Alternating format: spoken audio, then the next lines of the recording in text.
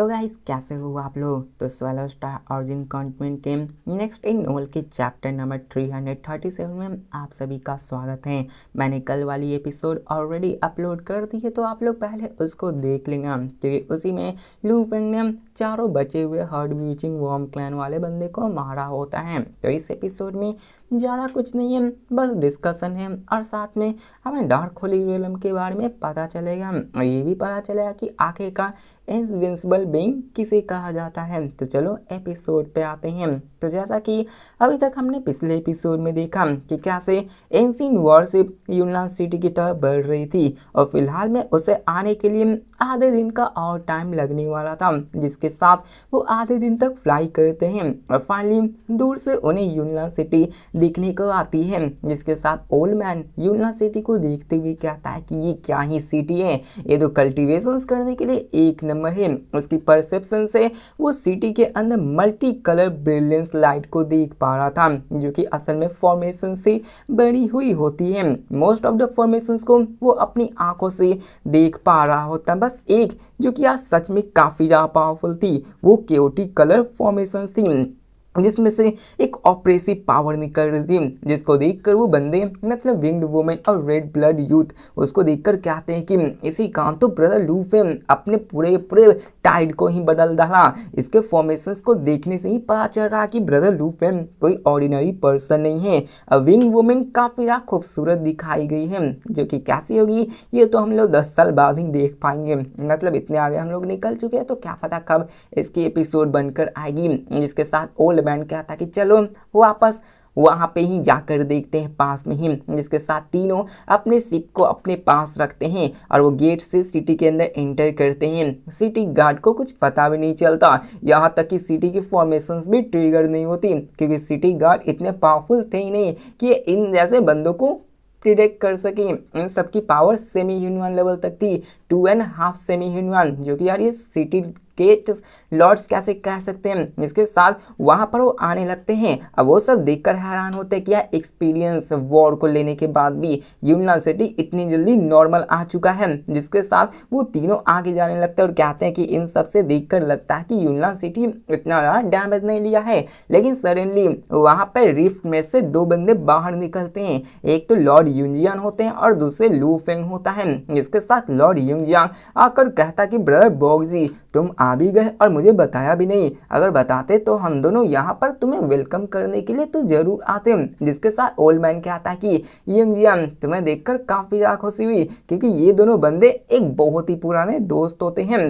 जिसके साथ उसकी नज़र ब्लैक क्लॉटर लू फेंग पे जाती है। लू फेंग की ऑरा काफ़ी ज़्यादा प्रोफाउंड हो चुकी थी, उसके हर एक स्ट्रैंड में मतलब उसके हर एक बाल के अंदर भी law of life and death की एसेंस मौजूद थी, और यही कल्टीवेशन का नेचर भी होता है। जितनी ज़्यादा आपकी डॉ डीप होती जाएगी, आप उतने ही ज़्यादा डॉ को एमिट भी कर रहे हैं। लू फेंग की एक सिंगल इमेज यार बहुत ज़्यादा प्रैक्टिशनर्स को मिस्ट्रीज ऑफ डाओ सिखा सकती है। इसके साथ लॉर्ड यिंगजियांग स्माइल करते हुए कहते ब्रदर लू फेंग चलो मैं इंट्रोड्यूस करवाता हूँ, ये एल्डर डार्क बॉक्जी हैं और ये ट्रू विच लीनेज के एक प्रैक्टिशनर से स्ट्रेंथ के मामले में ये मुझे अपने पीक से भी सरपास कर लेते हैं और ये मेरे लिए हाफ टीचर के जैसे हैं। जिसके साथ ओल्ड मैन स्माइल करते हुए कहता है कि यंगजियांग हमने तो एक दूसरे ही सीखा है, तो आखिरकार तुम मुझे हाफ टीचर कैसे कह सकते हो। अब ये सच भी था, क्योंकि यार ट्रेनिंग के टाइम पे ये दोनों नेचुरली अपने इनसाइट्स को और साथ में कल्टीवेशन सिस्टम्स को रिफाइन किया करते थे।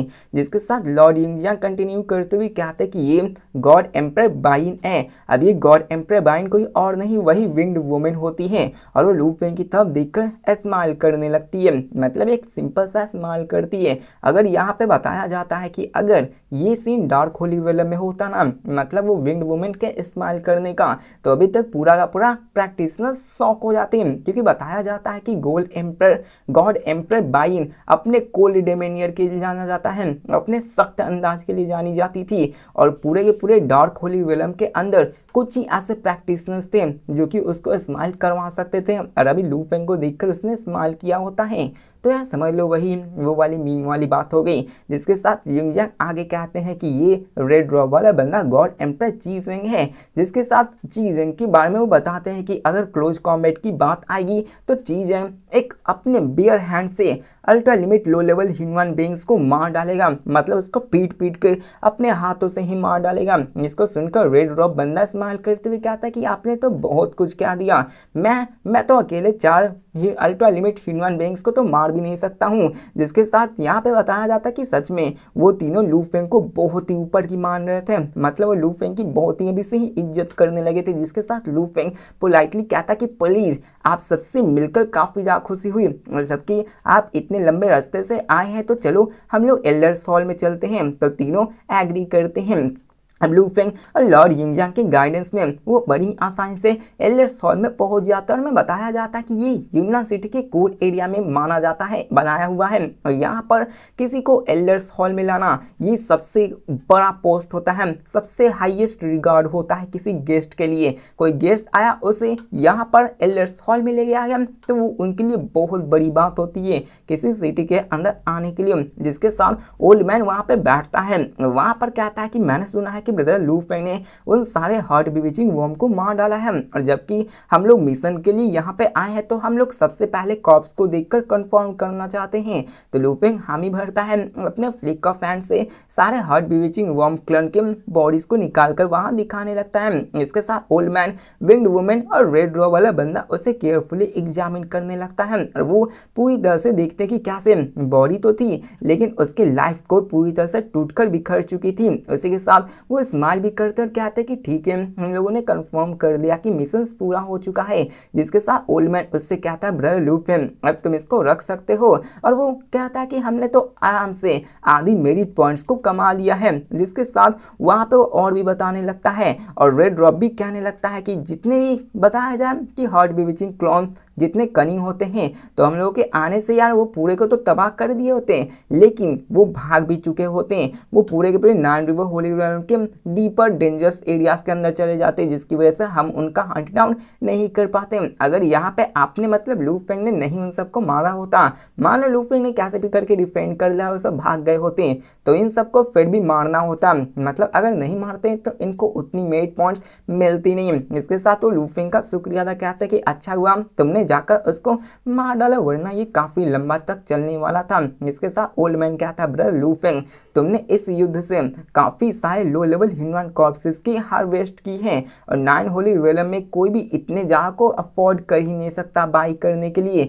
जिसके साथ युंगजांग भी कहते हैं कि हाँ यूनान सिटी के अंदर एक single ultra limit level corps की खोज भी कर पाना ये भी काफी ज्यादा रेयर होती है, मतलब होती नहीं है। इसके साथ वहां पे वो ये भी बताते हैं कि अल्ट्रा लिमिट लेवल कॉर्प्स के काफी ज्यादा यूज होते हैं। इसकी एक सिल्वर और फ्लेश भी बहुत ज्यादा वैल्यूएबल होती है। और तुमने तो यार पूरे के पूरे कॉर्प्सेस को ले ली है तो उसकी worth around 10 billion human crystal, मतलब एक सिंगल की 10 बिलियन होने वाली है, जो कि लू फेंग की अभी तक जिंदगी भर की कमाई भी नहीं थी। जिसके साथ वो कहता है कि इतने महंगे रिसोर्स को बहुत ही कम फोर्सेस अफोर्ड कर सकते हैं। लेकिन वहां पर वो आगे कहते हैं कि अगर डार्क होली रियलम की बात करें तो ब्रदर लू फेंग की इन स्पॉल्स वो 10 गुना भी क्यों ना हो जाए, तो वहां पे इतने सारे फोर्सेस मौजूद है कि वो तुम्हारे इन सारे स्पॉल्स को बड़ी आराम से खरीद सकते हैं। मतलब 100 बिलियन 200 बिलियन तक भी चली जाए तो बड़ी आसान से वो सब खरीद सकते हैं। जिसके साथ वो रेड रॉब आगे कहता है कि देखो डार्क होली रियलम में तुम अपने लिए भी जो तुम्हें सूट करता है उन सारे रिसोर्सेज को भी तुम खरीद सकते हो। अब लू फेंग भी एग्री करता है। इस वक्त में लू फेंग को अपनी इस वॉर से सच में काफी ज्यादा धन मिला था। लू फेंग की तो बात करें वो 4 अल्ट्रा लिमिट की, लेकिन परफेक्शन स्टेज और साथ में लेट स्टेज उनकी भरपूर मात्रा थी। तो लू फेंग तो यार सच में काफी ज्यादा अमीर हो चुका है, लेकिन फिर से वो गरीब हो जाएगा जब वो डार्क होली रियलम में जाकर इन सारे कॉर्प्सेस को बेचकर अपने लिए कुछ अच्छा चीज खरीदेगा। इसके साथ हमें बताया जाता है कि फिलहाल में लू फेंग के पास तो इमॉर्टल हार्ट और पाम रियलम था जो कि उसे सूट की थी और वो कुछ और खरीद ही नहीं पाया था। जिसके साथ लू फेंग उससे पूछता है कि मैंने सुना है कि डार्क होली रियलम में एक मैसिव ह्यूमन हॉल है। ह्यूमन हॉल का मतलब वही है जहाँ पे लू फेंग कॉर्प्सेस को बेचा करता था। तो यहाँ पे विंड वुमेन रिप्लाई करते हुए कहती है कि हाँ तुमने सही सुना, वहाँ पे ह्यूमन हॉल मौजूद है जो कि तुम्हारी यूनान सिटी से भी काफी ज्यादा ज़्यादा बड़ा है। मतलब जितना भी यूनिवर्स सिटी मौजूद नहीं है, वहाँ तो डार्क होली रियलम में उतनी बड़ी एक ह्यूमन हॉल मौजूद है, जहाँ पे वो कहती है कि वहाँ पे हर एक तरह के स्ट्रेंज थिंग्स को बेचा जाता है। काउंटलेस हाई लेवल ह्यूमन कॉर्प्सेस भी वहाँ पे मिलते हैं। यहाँ तक कि तुम्हें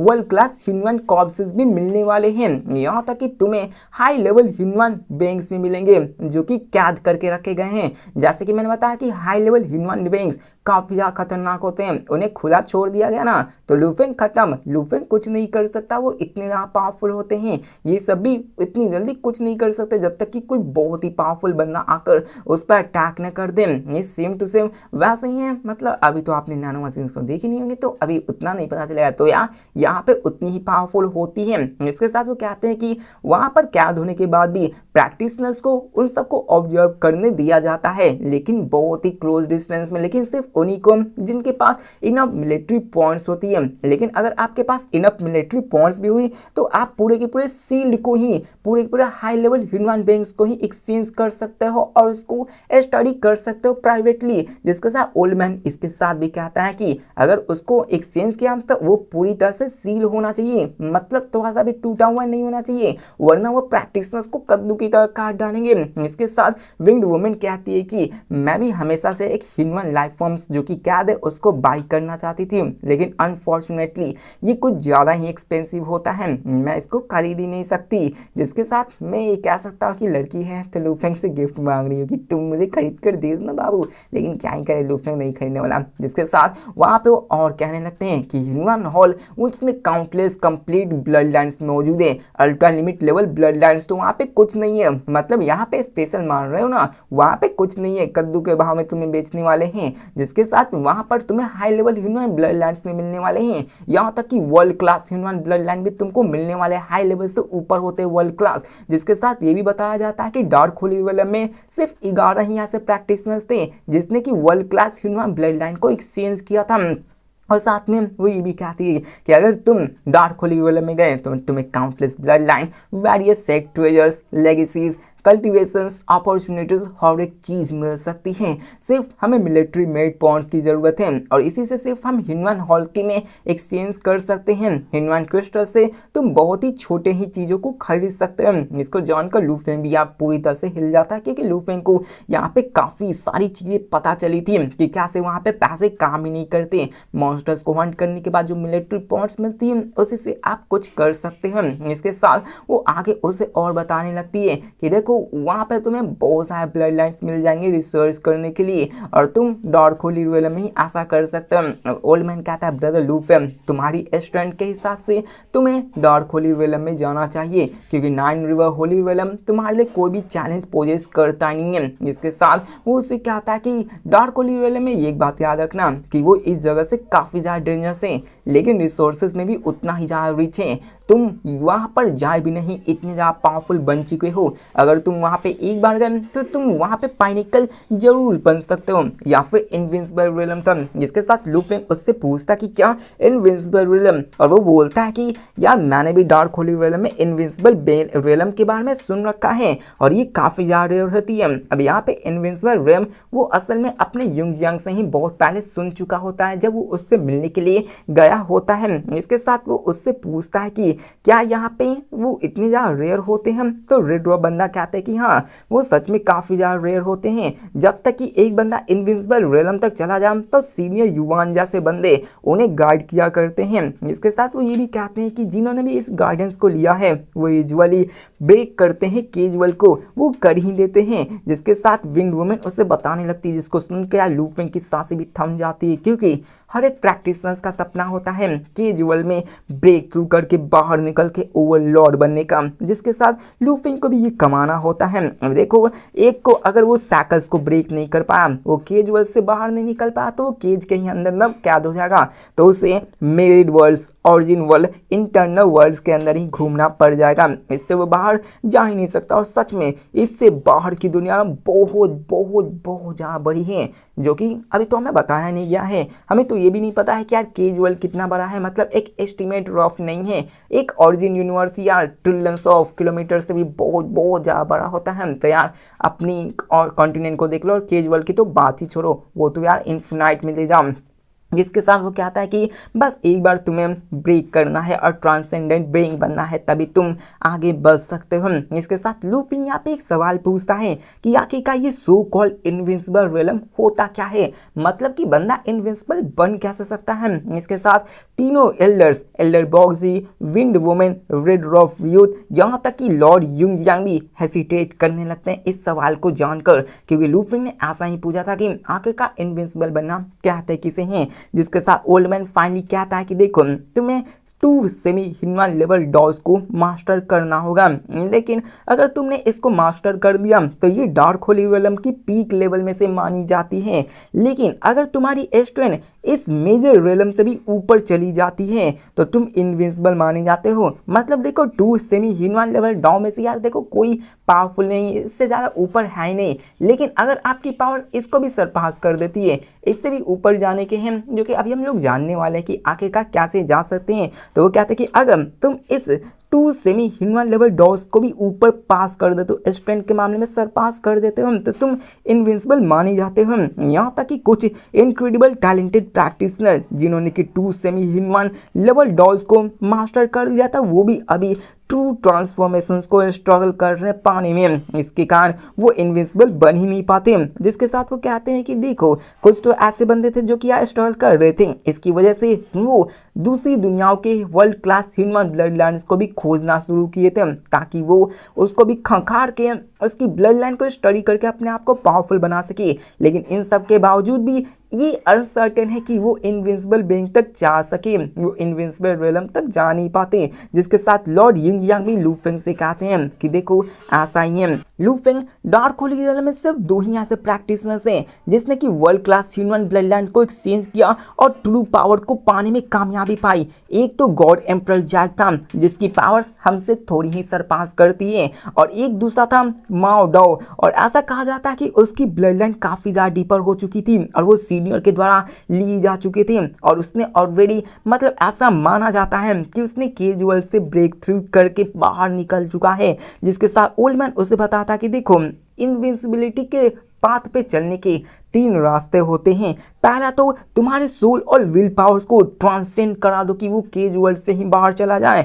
तुम्हारी सी टेरिफाइंग विल पावर अकेले ही तुम्हें अनस्टॉपेबल बना देगी, जो कि तुम्हें ऐसे इतना पावरफुल बनाएगी कि हम सब कुछ कर ही नहीं सकते। देखो जैसे लू फेंग की विल पावर केज वर्ल्ड को ट्रांसेंड कर देगी, लू फेंग की विल पावर इतनी ज़्यादा खतरनाक हो जाएगी कि वो यहाँ पे किसी को नज़र दिखा के मार सकता है। मतलब आप लोग ये समझ लो कि यार केज वर्ल्ड की बाहर की दुनिया सच में काफ़ी ज़्यादा टेरिफाइंग होती है, इसलिए वो इतना कहते हैं, क्योंकि एक बार जो अपने विल को सरपास कर लेगा तो वो ऑलरेडी इनविंसिबल बन जाएगा। इनविंसिबल बनने के बाद उसे बस अपने ब्रेक थ्रू को कंटिन्यू करना है, और अपने सीनियर युवान से तो उसको गाइडेंस मिलने ही वाला है। और विल पावर जिसने ब्रेक थ्रू कर लिया तो उसके सोचने और थिंकिंग कैपेसिटी और बाकी सब तो ऑलरेडी उस लेवल तक चली ही जाएगी, तो इसमें आपका चांसेस ज़्यादा होता है। जिसके साथ वो सेकंड रास्ते को बताता है कि सेकंड तुम्हें डीपर ब्लड लाइन पर रिलाई करना होगा। जितना ज़्यादा तुम डीपर ब्लड लाइन को स्टडी करोगे उतना ही तुम्हारी पावर्स बढ़ेगी और तुम्हारा इनविंसिबल बनने के चांसेस हो जाएंगे।